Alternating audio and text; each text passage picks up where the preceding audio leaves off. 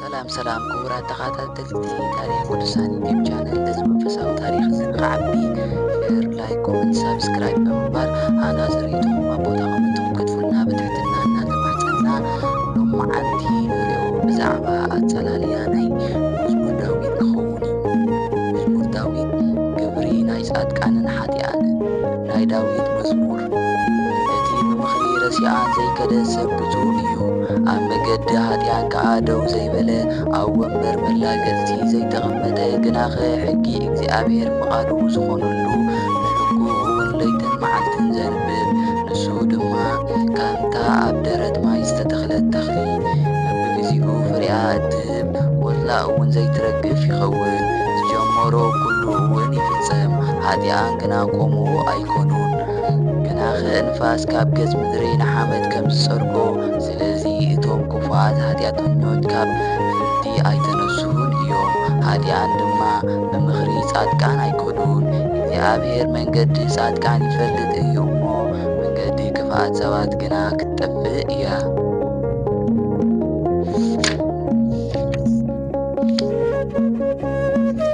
ኣሕዛብ ስለምንታይ ኣጉረምረሙ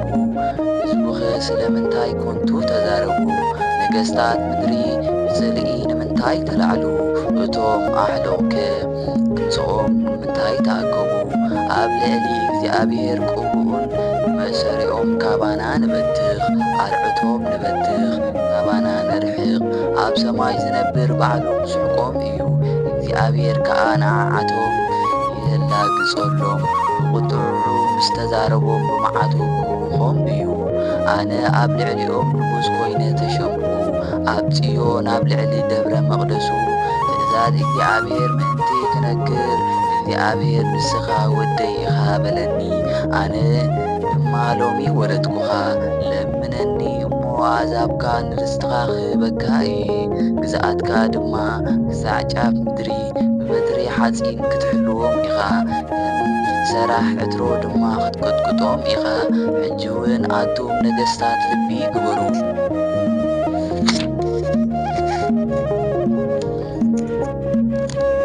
ኩልኩም ፈራዶ ናይ ምድሪ ከዓ ኣስተውዕሉ እግዚኣብሔር ብፍርሃት ተገዙ ብራዕድ ድማ ደስ ይበልኩም እግዚኣብሔር ምእንቲ ከይቁጣዕ ሲንጥበቡ ኣጽንዕዋ ኣብ መገዲ ጽድቂ ከይትወፁ ቁጥዑ ቀልጢፋ ምስ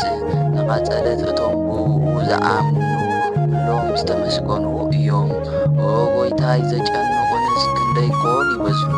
ኣብ ልዕለይ ደው ዝበሉ እውን ብዙሓት እዮም ብዙሓት ድማ ንነፍሰይ ንኣምላኽኪ ደኣ ኣየድሕነክን ድዩ በልዋ ንስኻ ግና ኦ ጐይታይ መጸጊዕየይ ኢኻ ክብረይ ኣኽሊል ርእሰይ ኢኻ ብቓለይ ናብ እግዚኣብሔር ኣእዊ ኣለኹ ካብቲ ቅዱስ መቕደሱ ከዓ ሰማዓኒ ኣነ ግና ፈጺመ ደቀስኩ እግዚኣብሔር ኣተንሲኡኒ እዩ እሞ ነቓሕኩ ካብ ኣላፍ ኣሕዛብ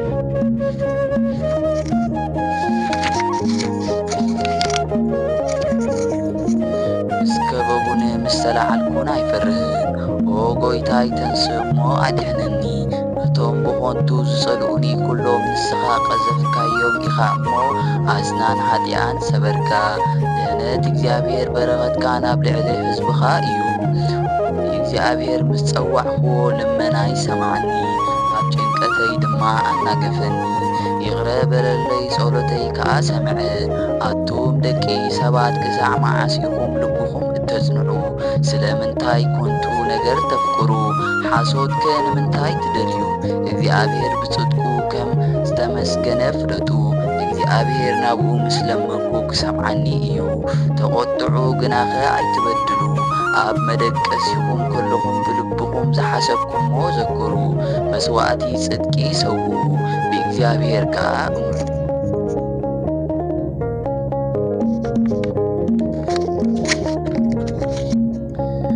ብዙሓት ንሰናዩ መን መርኣየና ዝብሉ ኣለዉ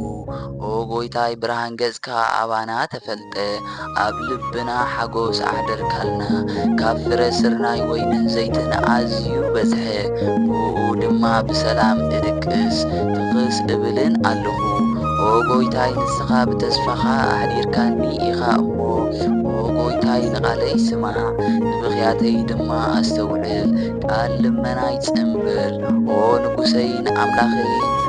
ጎይታ ናባኻ እጽሊ ኣለኹ እሞ ኣብ ወጋሕታ ድምፀይ ስማዕ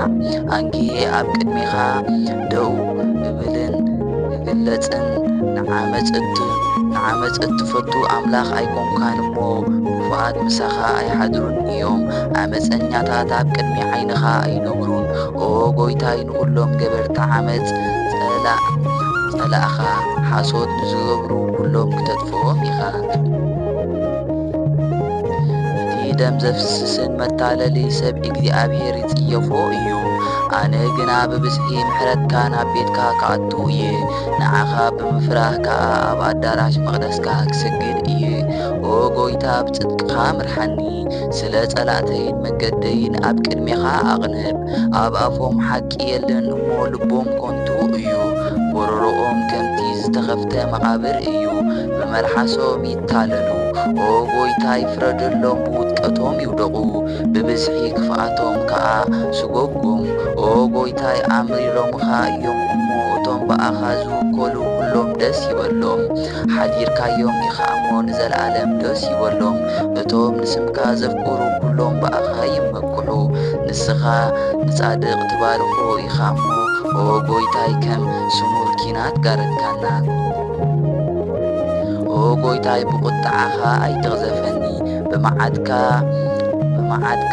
ኣይትገስጸኒ ኣነ ድውይ እየ እሞ ጎይታይ ይቕረ በለኒ ኣዕጽምተይ ተሃዊኸን እየን እሞ ፈውሰኒ ነብሰይ ድማ ኣዝያ ተሃውኽት ንስኻ ጎይታይ ክሳዕ መዓስ ኢኻ ጎይታይ ተመለስ ንነብሰይ እውን ኣድሕና ከም ምሕረትካ ከዓ ኣድሕነኒ ብሞት ዝዝክረካ የለን እሞ ኣብ ሲኦል ዝኣምነካ መን እዩ ሽግረይ ደኺመ ኣለኹ ሙሉእ ለይቲ ዓራተይ ኣሕጽብ ኣለኹ ብንብዓተይ ከዓ መደቀስየይ ኣጠልቀኹ ዓይነይ ካብ ውዑይ ንብዓት ዝተላዕለ ተሃውኽት ካብ ኩሎም ጸላእተይ ዝተላዕለ ኣረጉ ኣቶም ዓመፅ እትገብሩ ኩልኹም ካባ ይረሓቑ እግዚኣብሔር ቃል ብኽያተይ ሰሚዑ እዩ እሞ እግዚኣብሔር ልመናይ ስምዓኒ እግዚኣብሔር ድማ ጸሎተይ ተቐበለ ኩሎም ጸላእተይ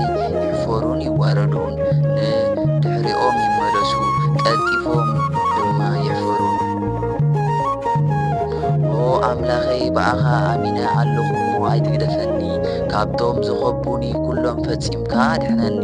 ንሰብነተይ ከም ኣንበሳ ከይምንጥልዋ ዘድሕንን ዝከላኸልን ስለ ዘየለ ኣምላኸይ ገይረ እንተኾይነ ዓመፅ ከዓ ኣብ ኢደይ እንተሎ ክፉ ንዝገበሩኒ ድማ ክፉ ገይረዮም እንተኾይነ ጸላእተይ ጥራየይ የውድቑኒ ጸላኢ ንነፍሰይ ተኸቲሉ ይርከባ ንህይወተይ ድማ ብምድሪ ይርገጻ ንኽብረይ ከዓ ኣብ ሓመድ ይዋርዶ ጎይታ ብመዓድካ ተንስእ ኣብ ልዕሊ ጸላእተይ ድማ ተላዓሎም ኣምላኸይ በቲ ዝኣዘዝካዮ ስርዓት ተላዓል ጉባኤ ኣሕዛብ ክህበካ እዩ ስለዚ ናብ ኣርያም ተመለስ እግዚኣብሔር ንኣሕዛብ ክፈርደሎም እዩ ኣምላኽ ከም ሓቅኻ ፍርደኒ ከም ብረራሄይ ድማ ይኹነለይ ሓጥኣን ክፍኣቶም ክውድኦም እዩ ንጻድቃን ድማ ተቕንዖም ኢኻ እግዚኣብሔር ልብን ኰላሊትን ይምርምር እግዚኣብሔር ብሓቂ ይርድኣኒ እዩ እቲ ንቑንዓት ልቢ ዘድሕኖም እግዚኣብሔር ናይ ሓቂ ዳኛ እዩ ሓያልን ትዕግስተኛን እዩ ኩሉ ግዜ ድማ ፈተና ኣየምጽእን እዩ እንተዘይተመሪስኩም ግና ሰይፉ ክመዝዝ እዩ ጅናቱ ድማ ገተረን ኣዳለወን ዝቐትል መርዚ እውን ኣዳለወ ፍላጻታቱ ድማ ዝነዱ ገበረ ዓመፀኛ ብዓመፁ ይሳቐ ኣሎ ንፍኣት ጸነሰ ሓጢኣት ድማ ወለደ ጉድጓድ ኳዓተን ፈሓረን ኣብቲ ዝኹዓቶ ጉድጓድ እውን ይወድቕ ንፍኣቱ ድማ ናብኡ ይምለስ ዓመፁ እውን ኣብ መንበስብስታ ክትወርድ እያ ንእግዚኣብሔር ከም መጠን ጽድቁ ከመስግኖ እየ ንስም ልዑል እግዚኣብሔር እውን ክዝምር እየ